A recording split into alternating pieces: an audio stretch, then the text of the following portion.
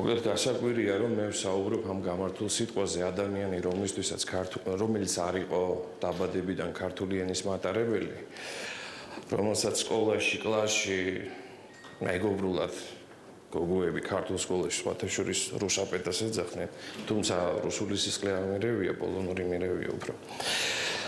როდესაც მერვე კლასის პირველ მეოთხედში დაახლოებით 87 წელი იქნებოდა. იმის გამო, რომ ოჯახში შემოვიდა ვიდეო მაგნიტოფონი VHS-ი თუ გახსოვთ. მე პირველ მეოთხედში გამოვყვა 5-2-იანი. აქედან 2-2-იანი ეკუთვნოდა ქართულ ენასა და ლიტერატურას, ალგებრა, გეომეტრიას და ხაზვას. ჩემი დღევანდელი მოხსენება ეხება არ მინდა ლექცია, არ მინდა ჭკუის დარიგება, უბრალოდ მინდა ჩემი 17-წლიანი გამოცდილება, რომელიც მე დავაგროვე ამ პატარა ქალაქში, გაგიზიაროთ თქვენ, კერძოდ იმ დარგში, რომელიც სამწუხაროდ დღესდღეობით საქართველოში იმყოფება არც თუ ისე სახარბიელო მდგომარეობაში. მე უძღვნი ჩემ გამოსვლას კომუნიკაციის ელემენტარულ ნაწილაკს, ანუ სიტყვას. შემდეგ ფუნქციონალურ ერთეულს, ანუ წინადადებას და სივრცეს, იმ გარემოს, იმ საკომუნიკაციო არხს, რომელიც ჩვენ ასე თუ ისე მოვიპოვეთ და რაღაცა ახალი შემოვიტანეთ ამ ჩვენს ქართულ ბიზნეს თუ პროფესიონალურ რეალობაში. დავიწყებ ფილოსოფიით, თუმცა თავს არ შეგაწყენთ. ბიბლია ყველასათვის ცნობილი გამონათქვამი, ჯერ იყო სიტყვა. ფილოსოფიის გარეშე რაც არ უნდა დავხდეთ, ავხდეთ, შპაგატზე ჩავჯდეთ, სიტყვა ყველაფერი, რის გარშემოც ჩვენ ვტრიალებთ. აზრი გადმოიცემა სიტყვით, აიდენტიკა იქნება სიტყვის ნიადაგზე, წიგნი, ამბავი, ყველაფერი ეს შედგება სიტყვისგან. ჯერ იყო სიტყვა, შემდეგ კი მედია, ანუ ქაღალდი, რომელსაც ამ ყველაფერს ითმენდა. ჩვენ ვცდილობთ შევქმნათ რაიმე ორიგინალური ჩვენი მომხმარებლისთვის, დავამყაროთ მასთან მჭიდრო ურთიერთობა და მოვიპოვოთ მისგან ნდობა, აი თორნიკეს სიტყვებს ვიმეორებ სხვათა შორის. ამაზე არ მინდა სიტყვაობა, მაგრამ ამაზე უკვე დიდი ხანია ვიბრძვი, რომ მოდით რა თქვათ სიმართლე. ნუ ვიგონებთ ზღაპრებს. ნუ ვეცდებით ვიყოთ ძალზედ ორიგინალურები. სიმარტივეში არის ჩვენი ინდივიდუალიზმი. სიმარტივეში არის ის სხვაობა, რომელიც გვასხვავებს ჩვენი კონკურენტებისგან. და ეხლა გადავალ პატარა ეგეთ ფოლკლორულ მაგალითზე, რომელიც მე მოვიპოვე ქალაქ ქუთაისის საპირფარეშოში. კაცი თუ ხარ კაცური, ქალი მოგწონს ლამაზი, მუქთად ნუ გაიპარები, გადაიხადე აბაზი. მე გადავიხადე ეს აბაზი და სხვათა შორის ეს მოწოდება იყო საკმაოდ ეფექტური და რასაც მე უყურებდი, ნებისმიერი შემსვლელი იმ საპირფარეშოში იმ აბაზსაც იხდი და აბაზზე მეცაც. შემდეგ მე მინდა გადავიდე თავად კოპირაიტინგის ნაწილზე, ანუ სარეკლამო ზეპირსიტყვიერებაზე, რომელიც როგორც უკვე აღნიშნე, საკმაოდ ეგეთ კრიტიკულ მდგომარეობაში იმყოფება საქართველოში. რაც შეეხება დიდი მგოსანის პორტრეტს, გასაგებია ყველასათვის, გრძელი სიტყვა მოკლედ ითქმის, ეს მეც მეხება. შემდეგ ყველასათვის ცნობილი ბრენდის სარეკლამო ქსელური კომპანიის მაკენ ერიქსონის მოწოდება და დევიზი. ბოლოს ვიქნები უფრო კონკრეტული და გეტყვით, ჩვენ გვინდა გაგიზიაროთ ჩვენ სარეკლამო სააგენტო ლაბორატორია 919-მა გვინდა გაგიზიაროთ ჩვენი მცირე გამოცდილება სახელის გენერაციის, ანუ სახელწოდების გენერაციის პროცესში. ანუ როგორ ხდება ჩვენთან სახელის გენერირება, სახელწოდების გენერირება და რა კრიტერიუმებით ვაფასებთ ჩვენს ნამუშევრებს. გარდა ამისა, რომ გაგანდობთ ახლა ამ სიტყვა წარმოების პროცესს, მინდა ორიოდე წამი დაუთმო იმ ჩვენ წარსულ ნამუშევრებს, პირადად ჩემ ნამუშევრებს. ვამბობდი, რომ ყველაფერი ტრიალებს სიტყვის გარშემო და მომიწია თავის დროზე როგორც დიზაინერს სპეციალური ინდივიდუალური შრიფტების შექმნა გამორჩეული ქართული ბრენდებისთვის. იგივე რუსთაველის კინოთეატრი. აი ჩემი პირველი გამოცდილება როგორც პროდუქტის შეფუთვაში, სრულფასოვანი პროდუქტის შეფუთვაში, აგრეთვე ნეიმინგის პროცესში, ანუ ეს იყო 1999 წელი დაახლოებით დეკემბრის თვე, როდესაც ჯეოსელის ტოპ მენეჯმენტმა მომიწვია პროდუქტის შეფუთვისათვის, თუმცა მათ არ ჰქონდათ სახელწოდება. და ურთიერთთანამშრომლობის ნიადაგზე, ანუ ფონზე შეიქმნა ეს სახელწოდება, რომელსაც დღეს სრული უფლება აქვს ეწოდოს ბრენდი, ანუ ლაილა. და მარგო, რომელიც აგრეთვე ჩვენ შევფუთეთ, აგრეთვე ნეიმინგის მაგალითი, რომელიც საკმაოდ კარგად ამასწორდება ჩვენს მომხმარებელს, რომელიც წარმატებულად ასრულებს თავის საქმეს ჩვენი სუპერმარკეტების დახლზე. აგრეთვე სანტეს ახალი სასაქონლო ხაზი სანებო ეს ბრენდი, ეს პროდუქტი შევფუთეთ თავიდან ბოლომდე ჩვენ, მაგრამ რაც შეეხება სანებოს სახელწოდებას, ეს სახელწოდება მოხდა, ამის გენერაცია მოხდა თავად დამკვეთის ბაზაზე. მხოლოდ იმის შემდეგ, რაც ჩვენ გავამდეთ სიტყვა წარმოების ჩვენი ხედვა, ვექტორი და კრიტერიუმი. ჩვენ შევთავაზეთ საკმაოდ საინტერესო სახელწოდება, რომელიც იყო ფაქტიურად ნეოლოგიზმი, თუმცა აქვე ვაღიარებ იმას, რომ დამკვეთმა გაითვითცნობიერა, მიიღო ჩვენი კომენტარები, მიიღო ჩვენი კრიტერიუმები და შექმნა საკუთარი გაცილებით უკეთესი სახელწოდება სანებოს სახით. აგრეთვე ეს არის რამოდენიმე მაგალითი ჩვენს მიერ გენერირებული სახელწოდებების სხვადასხვა პროდუქტებისათვის. ზოგიერთი პროდუქტი გადადებულია თაროზე, იმტვერება ჯერჯერობით. აგრეთვე რაც შეეხება სახელების გენერირებას,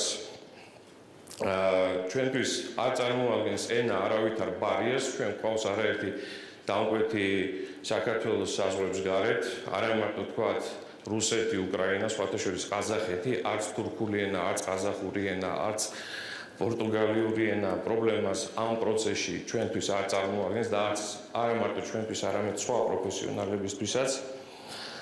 და ეხლა გაგანდობთ ზუსტად იმ კრიტერიუმებს, უკაცრავად რომ ძალიან ისე გატარეთ, მართლა პირველად ღელავ ეგრე პრეზენტაციაზე, არ ვიცი რა მჭირს. მოკლედ, არსებობს უამრავი კრიტერიუმი. არსებობს უამრავი გენერაციის საშუალება. ეს შეიძლება იყოს აკრონიმი, ტოპონიმი, სინონიმი, ანტონიმი, ეს შეიძლება იყოს ნეოლოგიზმი, შეიძლება იყოს უკვე ვახსენე აკრონიმის მეორე სახელწოდება, აბრევიატურა და ასე შემდეგ. ეს შეიძლება იყოს იმიტაცია, შეიძლება იყოს სიმულაცია, რაიმე ფიზიკური მოვლენის, რომელიც თან ახლავს მოხმარების პროცესს და ასე შემდეგ. არსებობს აგრეთვე რამოდენიმე შეფასების კრიტერიუმი. სიმართლე გითხრათ, მე პატივცემ აკადემიურ დარგებს, პატივცემ ფუნდამენტალურ დარგებს და ვფიქრობ, რომ შეფასების პროცესში მინიმუმამდე უნდა დავიყვანოთ სუბიექტური ფაქტორი. აქედან გამომდინარე, ჩვენ შევძელით ამ კრიტერიუმების უფრო მკაფიო ჩამოყალიბება. და კრიტერიუმი ნომერ პირველი. სიტყვაში მარცვლების რაოდენობა.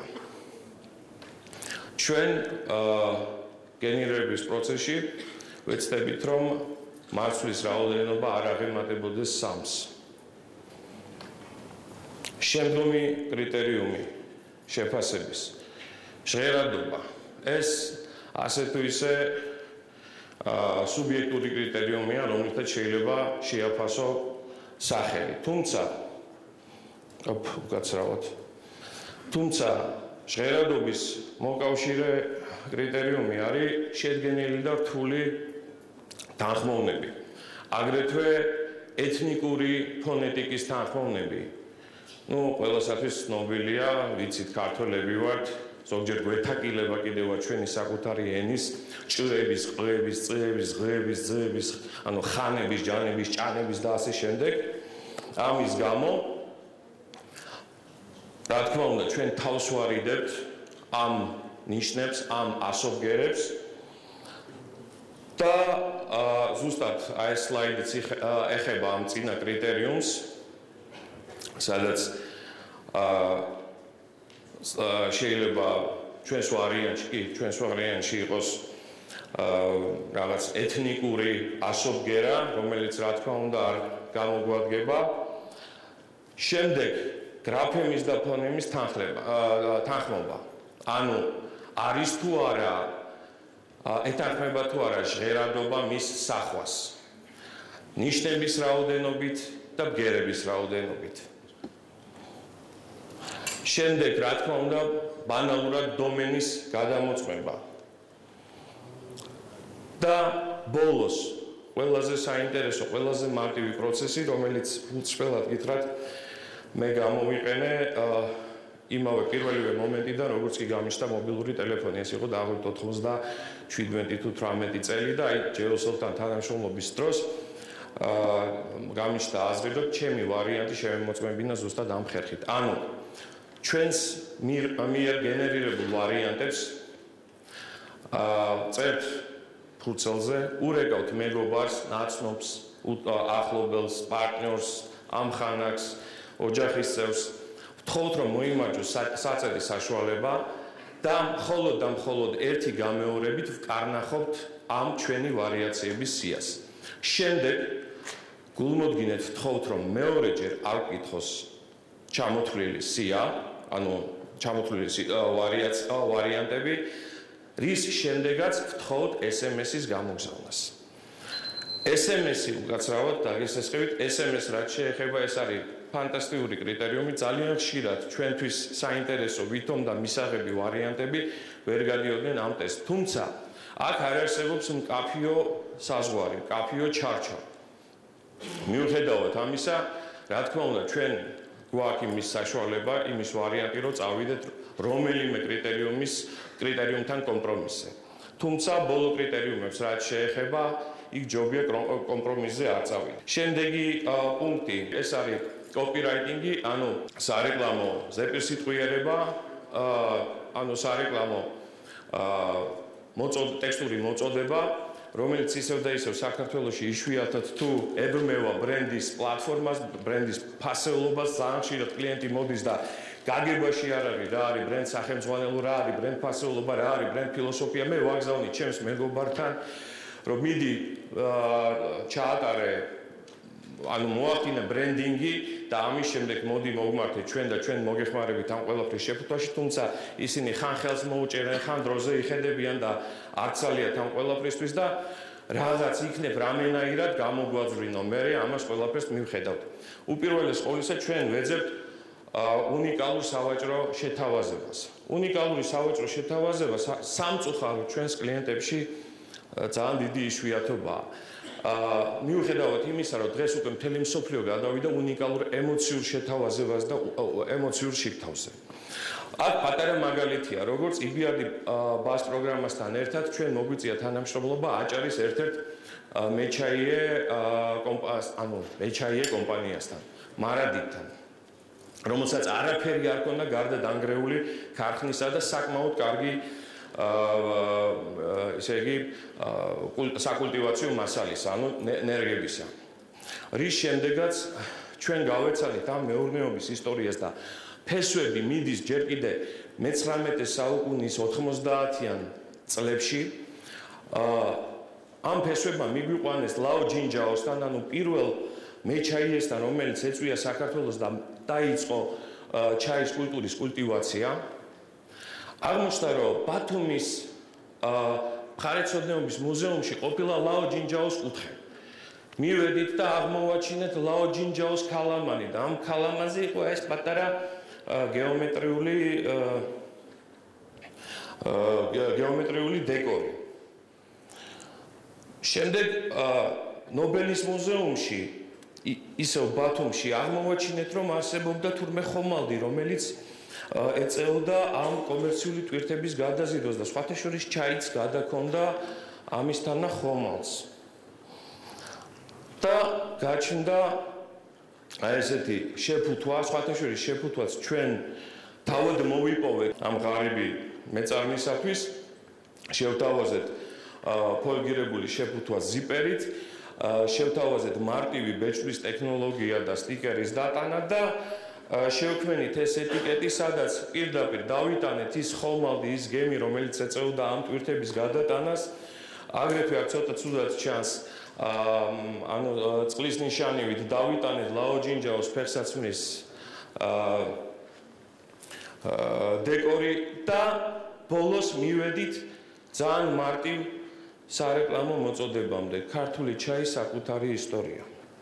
ანუ ფაქტიურად ვერაფერი უნიკალური ვერ ამოვაძრეთ ჩვენს მომხმარებელს კბილებიდან, თუმცა ჩვენი ძალისხმევით, ჩვენი გარჯით მოვახდინეთ აი ამ ისტორიის მოკვლევა, მოძიება და გავედით ბოლოს და ბოლოს იმაზე, რომ თურმე ქართულ ჩაის მართლაც ქონია საკუთარი ისტორია. ეს იყო 2010 წელს. შემდეგ გადავალ უცებ ალტერნატიულ კომუნიკაციაზე, ანუ რას ნიშნავს ალტერნატიული კომუნიკაცია, სადაც ჩვენ გვაქვს სიტყვა, სადაც ჩვენ გვაქვს წინადადება, ანუ სათქმელი, ამას ყველაფერს სჭირდება გარემო. გასული წლის თებერვალს, ამა წლის 25 თებერვალს მე და ჩემმა მეგობარმა ჩამოვაყალიბეთ ვისკის კავკასიური კლუბი, სადაც გედე ალკოსთან ერთად და ვისკის სახლთან ერთად, სხვათა შორის ეს უკვე ჩემს მიერ შელამაზებული მაგათი აბრა, ანუ ფაქტობრივად რესტაილინგი გავუკეთე. შევკრიბეთ საზოგადოება, რომელიც თანახმა იყო, რომ ყოველი თვის შაბათ, ბოლო შაბათს მოსულიყო, მობრძანებულიყო ჩვენს ვისკი კლუბში უფასოდ, გაესინჯა 4-5 სხვადასხვა სახეობის მაღალხარისხიანი შოტლანდიური, ინდური, ირლანდიური, სხვათა შორის იაპონური ვისკი და წარმოიდგინეთ, რომ თვიდან თვემდე ხალხი მოდის, სინჯავს ვისკის, საუბრობთ ვისკიზე და სხვა არაფერზე. ცოტა არ იყოს მოსაწყენია. აქ ჩვენ შევეცადეთ რაღაცნაირად გაგვემუხტა ეს სიტუაცია, ან პირიქით დაგვემუხტა და შევთავაზეთ ჩვენს პარტნიორებს, მაგალითად ქრონოგრაფს, საკუთარი პროდუქციის წარდგენა, არა კომერციული თვალსაზრისით, არამედ უფრო დიდაქტიკური თვალსაზრისით. ქრონოგრაფი, რომელმაც გაანგო ჩვენს კლუბის წევრებს შვეიცარიული საათების საიდუმლო ფასეულობა, ისტორია, წამოიწყო მთელი ციკლი მოვლენების და ქრონოგრაფის შემდეგ ჩვენ გვეწვია კუბური სიგარის სახლი, გვეწვია არაერთი საინტერესო პრემიალური პროდუქტის მომწოდებელი კომპანია და ფაქტიურად მოხდა მომხმარებლის და მომწოდებლის პირისპირ დაკავშირება საკმაოდ საინტერესო გარემოში, საკმაოდ საინტერესო ვითარებაში, კომფორტულში, რომელსაც ვერც ერთი ტელევიზია, ვერც ერთი სხვა მედია საშუალება თავის მომხმარებელს, მით უმეტეს პრემიალური კლასის მომხმარებელს ვერ შეუქმნის. რაც შეეხება ქრონოგრაფს, პირველივე აი ამ პრეზენტაციის შემდეგ, ანუ თბილის საუბრის შემდეგ, გაიყიდა დაახლოებით 20,000 ლარის საქონელი მხოლოდ ერთი კვირის განმავლობაში. მოკლედ, ეს არის პატარა სლაიდი, თუ როგორ ხდებოდა და როგორ ხდება ზოგადად ჩვენი შეკრება, არ მინდოდა მე თავის შეწყენა გაცილებით მეტი მასალა გვაქვს, ფოტომასალა, დიდი მადლობა ყურადღებისათვის. იმედია ძალიან თავი არ შეგაწყინოთ.